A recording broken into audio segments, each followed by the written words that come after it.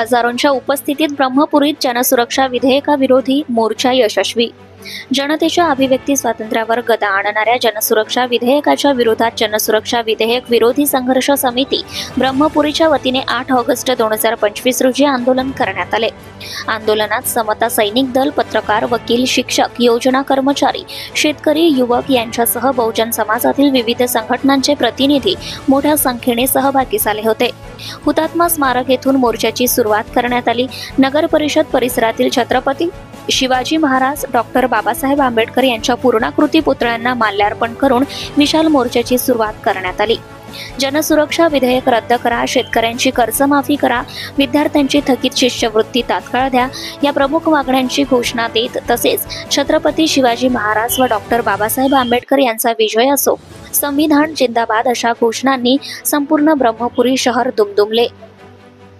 विशेष म्हणजे जनसुरक्षा विधेयक विरोधात जिल्ह्यात प्रथमच आंदोलन ब्रह्मपुरीत करण्यात आले। हुतात्मा स्मारक येथून मोर्चाची सुरुवात झाली। सम्राट अशोक चौक, रेणुका माता चौक, मर्दान अली चौक, छत्रपती शिवाजी महाराज चौक असे मार्गक्रमण करीत मोर्चा तहसील कार्यालयावर धडकला। मोर्चाचे रूपांतर सभेत झाले। या मोर्चाची पार्श्वभूमी आणि सभेचं प्रास्ताविक मोर्चाचे निमंत्रक प्रशांत डांगे यांनी केले, तर कॉम्रेड विनोद जोडगे यांनी जनसुरक्षा विधेयक कसे अन्यायकारक असल्याबद्दल माहिती दिली।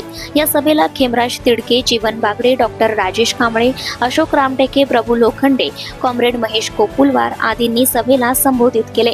सभेचं संचालन सुधाकर पोपटे तर आभार लीलाधर वंजारी यांनी केले।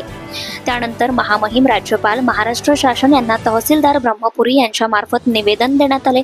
या विशाल आक्रोश मोर्चाकरिता ब्रह्मपुरी तालुक्यातील समता सैनिक दलाचे सैनिक, शेतकरी, नागरिक, महिला, विद्यार्थी हजारोंच्या संख्येने उपस्थित होते।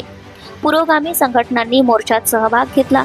या मोर्चाच्या यशस्वीतेकरिता डेव्हिड शेंडे, मोंटू पिलारे, विहार मेश्राम, स्वप्नील राऊत यांनी अथक परिश्रम घेतले। जनता टाइम्स जटा टीव्ही चॅनलसाठी मयूर देवगडे, तालुका प्रतिनिधी Brahmpuri.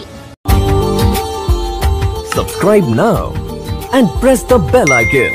Never miss an update.